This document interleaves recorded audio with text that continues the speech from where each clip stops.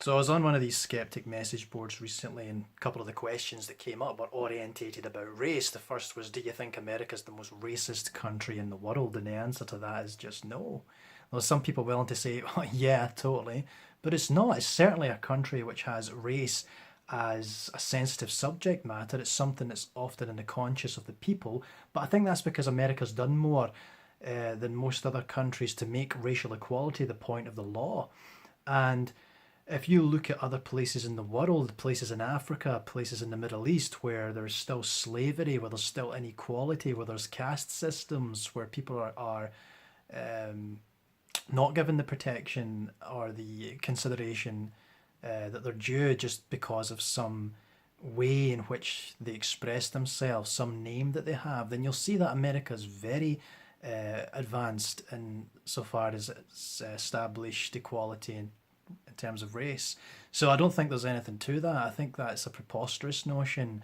And as a country that went out of its way to illegalize slavery and to equalize and incentivize racial equality through government programs, to give people positions that they probably shouldn't have just based on race, discriminating arbitrarily on the basis of race to get people jobs, certainly not a racist country at all.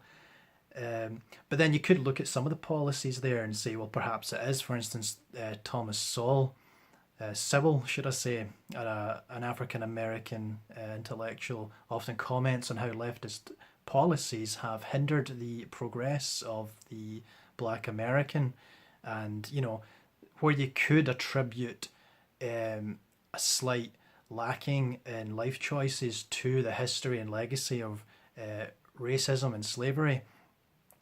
There was progress until a point until you get to the 60s with these left wing policies coming in that are so detrimental and began to signal a downturn in the employment rates and the crime rates in poor African American families. So really, you could look at the left and say, well, maybe there's no conscious government systematic process of racism, but there are these insidious schemes that can keep poor black families down. And on the question of, are white people the worst people to ever grace the face of the earth? Well, I don't care for the language there. I don't think there is a thing, white people. I don't like that descriptor. I don't like reducing things down to that level. There's a multiplicity of white people. There's different cultures, very different histories. So I don't like that. I don't care for that. But who gives a shit what I care about? Anyways, no, we're not the cruelest. Just look at Maoist China. Look at the killing fields of Cambodia. Look at the African warlord who keeps his country in a state of hellish rebellion. Look at Central America with the cartels that go on there and the horrible terrorism that's lived with around the planet, the slavery that continues, the rape of Nanking, the Manchurian invasion of China, Shaka Zulu. There's so many instances of cruelty. It's certainly not something that's endemic to the white race. That's a terrible question to ask. It makes you wonder the mindset of the person who posed the question. But it often comes from this lack of nuance, that I find in people. Sam Harris was under fire, well, he still is, isn't he? But years ago when he decided, you know what, we need to discriminate between the Islamic terrorist and the Amish farmer churning his butter. There's a difference here. We can't just say all religion's terrible, has always been terrible, and will only be terrible. He decided that, you know what, there's probably more to this. There's probably a whole level of conceptualization that I'm missing here. Let's look into that. And by goodness, he paid for that, didn't he? Well, it's the exact same thing we see today. The left, from their perspective, will look towards the centre and beyond to the right, and they'll say, see everything over there, that's Nazism, that's far right. Any rhetoric they can put behind it, and you know what, that's so easy to do, isn't it? That venomous rhetoric, just paint them as terrible so that your ideas will be championed. What a horrible way to think. What a cowardly, schemish, sly, viperous way to think. But we can all do it. We're all humans, aren't we? But we shouldn't be wanting to do that. And you know what I find and you know what I like is that when people put the actual time in to investigate, to explore, to broaden their horizons, to develop their conceptualization of ideas, what happens is, and we've seen this through YouTube and the alternative media, is people garner audiences of like-minded folks. And those like-minded folks are people with the personality traits that predispose them to pursuits of truth, and other people with the practical experiences who've been through hardships and who've been through things that orientate them towards a desire for information to enlighten their minds so that they can make the choices and form themselves and actually have a bit of theory, something underpinning their ideas, and apologetic for why they think what they think is right. And we don't see that from these demonstrations on the left. No, we don't, because when we interview those people and ask them, why do you think this? For instance, I was just watching a video of a Sargon of a CAD in some place in England, and the students were outside saying, oh, you're a white nationalist, racist, horrible individual. He may be a horrible individual, but Nazi, racist, white supremacist, none of those things were true. And when he put to them, can you find a quotation? Can you find something that would, put me in that category? They couldn't do it. They couldn't substantiate their beliefs. They had no apologetic for their actions. They're rebels without cause. They're teenagers high on sugar.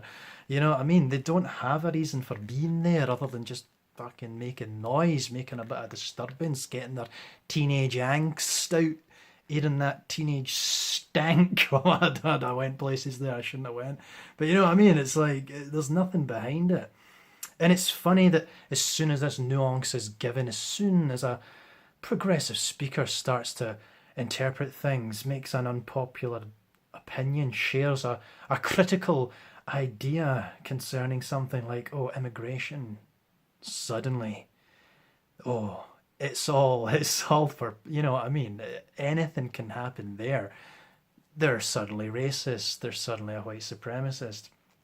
And this, they're marginalized, they're ostracized, and it's this mainstream left. And that's why I make the point. It's not those in the extreme right we need to worry about because they're not taken seriously, but these mainstream leftists, these are the gatekeepers to academia, these are the people influencing policy, these are the people that are marching towards horrible regimes. They're walking this line between these hellish regimes and peppering in all these despicable policies. It's just insane, And so Sam Harris is a racist. Sam Harris is an Islamophobic person, when really, he's a perfectly rational gentleman who wouldn't wish harm upon anyone, just voicing an opinion. And recently we had Enoch Powell in the news, and I didn't know a lot about Enoch Powell other than the Rivers of Blood speech. And, you would hear that, you might think to yourself, what a racist, what a terrible person. But when you look into the history of a man, he was a war hero, a brigadier general, the youngest at that time. He was a young professor, a very intelligent man. And when you look at his ideas, he wasn't a racist at all. He thought the Indian man supreme to the white man in terms of intelligence. He was against the death penalty, vehemently against it, opposed it on every occasion. He was for homosexual rights, a review of the law there. He didn't want homosexuality to be illegal. He was not a far right person, but because he made one controversial speech, and sure enough, the language was incendiary, but there's more to it. And that's the thing that you find, there's always more to it. People are always much more multifaceted, complex, multidimensional than a news headline can give them, than a newscast will grant them. And there's a reason for that, because it's snappy, it's captivating, just to throw out a little something there. But you have to consider, the people. It's like when you air an idea and you bring about like-minded people that want to think about what you've said because you've researched what you've said, and they're the kind of person that wants to run off information, and not just be fed drivel. It's like if you take I don't want to mischaracterize people here. I don't want to, wipe, what's the expression? Brush everyone with a broad stroked brush. The ingredients are in there, you know what I'm saying? But I would say the people on the extreme left, or just on the left in general, who cannot come up with an apologetic for their actions and beliefs, these people are not invested. These people do not care about the future of humanity. They do not care about the trajectory of their ideas. They don't care. They do not care. And that is dangerous. If you take a bunch of people who don't care but are willing to have themselves orientated towards hating their neighbour, you're just taking a bunch of people who don't care, telling them to hate and despise people, their neighbours, just because they have a conservative opinion, not an extreme, not a far right, not a fascist, not a tyrannical, just a conservative opinion, as nuanced and as theoretically backed with, empirical evidence as it may be, with a history of an economic, what would be the word? A history of an account of economic history. They're not bad people, conservatives, and we need to get rid of that idea. Jordan Peterson spoke about the car and how Henry Ford didn't know what he was creating. He had no idea what the car would be for. And if you watch Family Guy, there's a clip there of what Henry Ford believed the car was for. Something I can't share as a Scottish person on YouTube.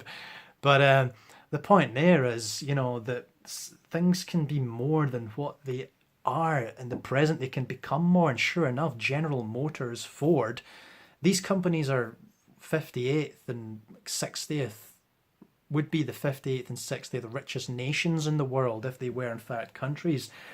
These are big, powerful things that can destabilize countries through virtue of the fact they exist, and I'm sure Henry Ford wouldn't have anticipated that, as high as his aspirations may have been, and the point there is that we have to be considering where our ideas are going. Pope Gregory the Seventh, someone you might not have heard about. We've heard about Luther, we've heard about Lenin and Mao, but that reflects on them poorly, because we remember those uprisings that fail. However, those ideologies that manifest themselves and are effective are then just taken for granted. And that's why you don't know who Pope Gregory the Seventh is, It was him pretty much that's responsible for the defining characteristic of Western civilization, which is the separation of church and state, But he didn't know that. Pope Gregory the Seventh didn't actually know that that's where his ideas were going. He didn't want to dispense with God. He didn't want to disenchant the world, so to speak. But it was a product of his ideology, and not a negative one. I wouldn't say it's a negative one at all. But it's good if we can keep ourselves informed so as to maximize our potential to foresee trouble. And we can look at history for that. We can look at economics for that. We can see how policies have been put into place in the past and scrutinize them, analyze them, and say, well, this won't work in the future because X, Y, Z. To me, that's all a conservative thinker is. It's someone who looks at economic policy, fiscal policy, and says to themselves, the choices we're making are going to destroy families. They're going to ruin families. If you say that a business has to pay X amount, then they'll just dispense with the work. They won't get the jobs, that they need, the jobs that could help them. But talk to Thomas Sowell about all that. I haven't prepared that tonight. Basically, all I'm saying is facts. Get your facts straight. Anyway, that's enough for tonight. Probably won't see much of me for a wee while. Maybe you will see more of me if I want to distract myself at the weekends. But I've just finished probably my last academic essay. The last thing that'll ever be scrutinised in a university of mine, hopefully. Well, not hopefully, potentially. I might want to take further studies later on, but I've just got 5 weeks of placement now. And we'll see how that goes. Anyways, all the best. God bless. Take care. See ya.